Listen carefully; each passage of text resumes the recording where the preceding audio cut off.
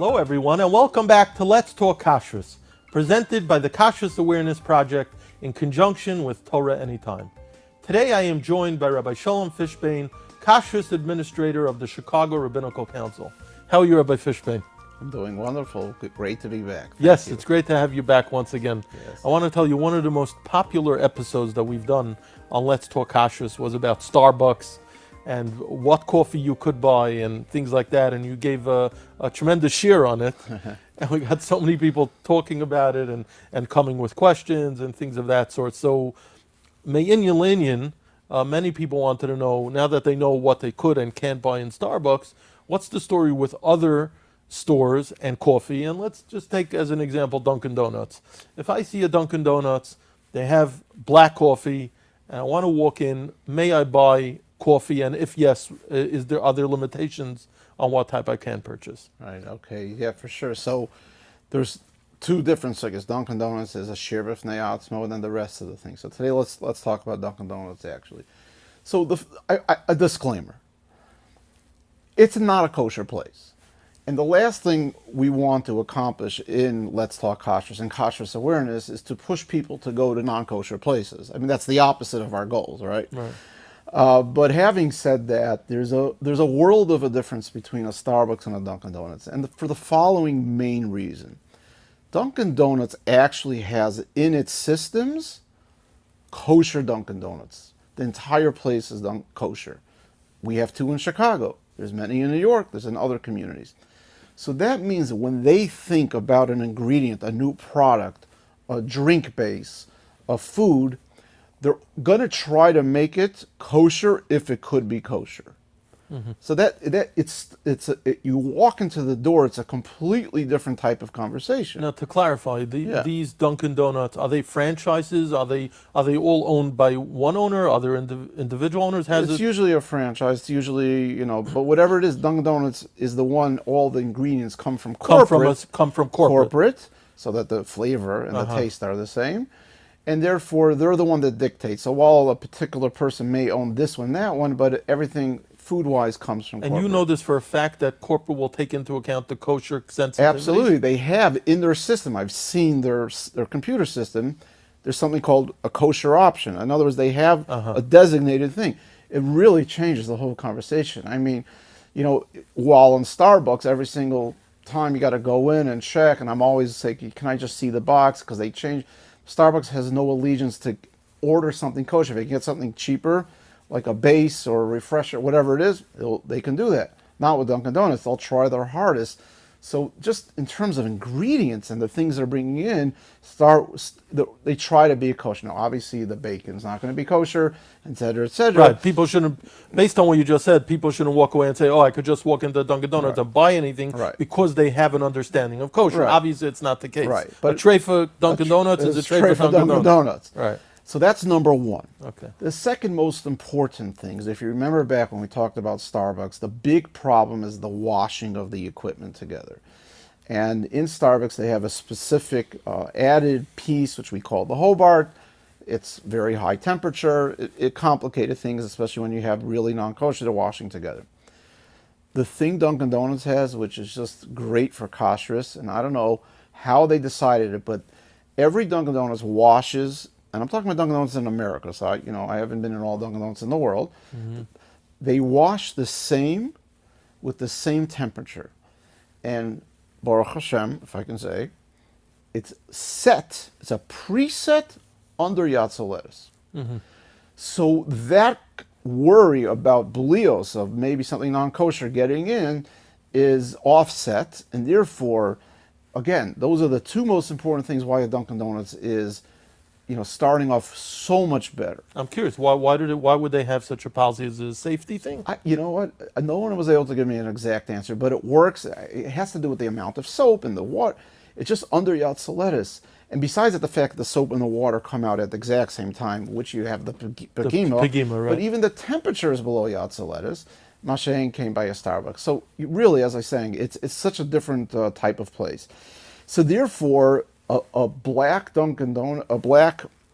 cup of coffee from Dunkin' Donuts, 1,000%. No problem. There's no problem. Look, again, we're not encouraging people to go. Right. You're on the road. You're tired. You need to get something. I'm going to be saying that a lot because I don't want people to walk away saying, "Oh, I can just go to," it's a slippery slope. But if you need, and it's far better to get a coffee at a Dunkin Donuts than a Starbucks and almost any other place that I've done the research. And, I have all sorts of, we can get into the details of how they make things. Like, for example, the cold brew. If you remember in Starbucks, the cold brew is made actually hot, and then they'll age it for a couple of days almost, which we had a Kosherdotcom. Right. Over there, Dunkin' Donuts is actually made cold, and they're only aging it to 12 to 15 hours, which is under... not a Kosherdotcom. It's not a Kosherdotcom issue, as an example. I looked at the refreshers. The refreshers was that big concern we had. It's actually trafed by Starbucks. Right. In Dunkin' Donuts, I keep going. Can I see your refresher base? It happens to be CRC. That's who I work for. Chicago Rabbinical Council. It's a CRC Parv base. They put in ice, some green tea that they freshly brew in a brew basket, and it's great. Is that in all Starbucks? In all Dunkin' Donuts. In all Dunkin' Donuts. Yeah, I'm sorry. Yeah, the refreshers. All Dunkin' Donuts. Yeah, wherever I've gone, I've been. Really? I keep checking. So that's what I'm saying. So to clarify, you could go into a Dunkin' Donuts and buy any refresher. You can get a refresher that they sell, and look, I'm always saying, ask. Can I just see a refresher base? But you're going to see it's going to be kosher parv. And the way they make it is these three things that I just said. And you're saying that it's actually under the CRC, Chicago Rabbinical Council. Council. Happens to be under, it happens what to else be. goes into a refresher that would be of concern? The green tea and the ice. Oh, well, concern? No, nothing. Everything else is parv. The colada, that's another popular thing there. They have three flavors. So which is what for it's us? It's a flavor and water. It's a flavor drink. It's but it has like ice and other. It's a cools you down type of thing. Colada. So the blue raspberry happens to be parv. The strawberry is dairy equipment. The vanilla bean happens to be mamish milchig. Big question we get all the time is hot chocolates.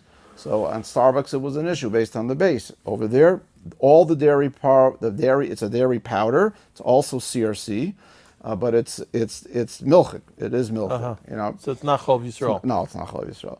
All of the flavor shots, when you get with your coffee, what I've seen are dairy equipment. They're kosher dairy equipment, et cetera, et cetera. So even the iced tea is brewed into a plastic liner bag as opposed to, let's say, Starbucks. It's so much simpler.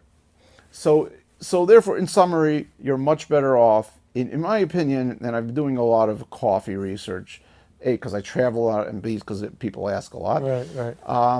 Whether you're dealing with a 7-Eleven, and for another subject, we can go through some of those others. I want to have a conversation with you because I get asked very often, especially as a follow-up to the Starbucks conversation. So now that we're kind of addressing Dunkin' Donuts, I know the follow-up is going to be how about Wawa and 7-Eleven and Quick Check and so on and so forth, right. or some mom and pop coffee shop and things like that. Could I buy a black coffee? We're going to leave that for a different time. Stay tuned. But I could say right now that all those things you mentioned, Dunkin' Donuts is still going to be better. So that's really the one to go to, without, of course, pushing people to get into if you can get. It was so funny this morning. I landed in Newark, and a Heimish couple comes over to me. Where can I get a kosher coffee? Now, it's just, sometimes. So right away, I'm going to, there's a Starbucks there. You can get an Americano if you order that. And I was giving the whole spiel, right. And he's looking, and he and she were looking at me like, "It's Chol Yisrael?" I said, "Oh, I'm sorry. What did you mean by a kosher?" Right. He says, where in Newark Airport in Terminal A do they sell Chol Yisrael coffee? I was like, sorry, they don't. But our definition of kosher, I'm deep into what you can get in Starbucks, and in this you can get this, Also, we're so used to being able, Baruch Hashem, to get what we need almost always that we think at Newark Airport, especially it's in the tri-state area, you should be able to get a Chol Yisrael coffee, right? Right, and this is the very reason. Did they know when they asked you that you're involved in kashrus? No. They asked you as a random person? Random guy walking by that seemed of all the people, they asked the greatest coffee expert in America. Yeah, it's very funny. That is funny. Yeah. So that's what happened this morning. But that's the story with the Dunkin' Donuts. Now, one other question about Dunkin' Donuts. Sure. So, if I go to a Dunkin' Donuts that does not have hashgacha, I could order my black coffee. I pull up by the drive-through or whatever it is, or I go to the counter, and there are some Dunkin' Donuts that actually have bottles of Chol Yisrael milk because they know they want to cater to the more religious Orthodox consumer. How is that? There's no supervision, but there are bottles of Chol Yisrael milk. Can I take the word for it that it is Chol Yisrael? I'm sure you've been asked about this. Oh, yeah, sure. And this it's not just in Dunkin' Donuts. It's also Other like on the stores Thruway and Right. there's other places. I remember having this conversation with Rav Belsky, Zechron Levracha, and we couldn't find a heter because whenever you need, it's not a Chol Yisrael question, it's a Simonim question. Right. Whenever you have something that it's easy to be machlif, it's easy to switch out, and there's an incentive to, you need a nemon kashrus to make sure that doesn't happen. And so I don't know of necessarily a heter. Now, if it's a brand new bottle that you're cracking open for the first time, you're in good shape. good to go. So make sure you go really early in the morning when they bring out the fresh bottles.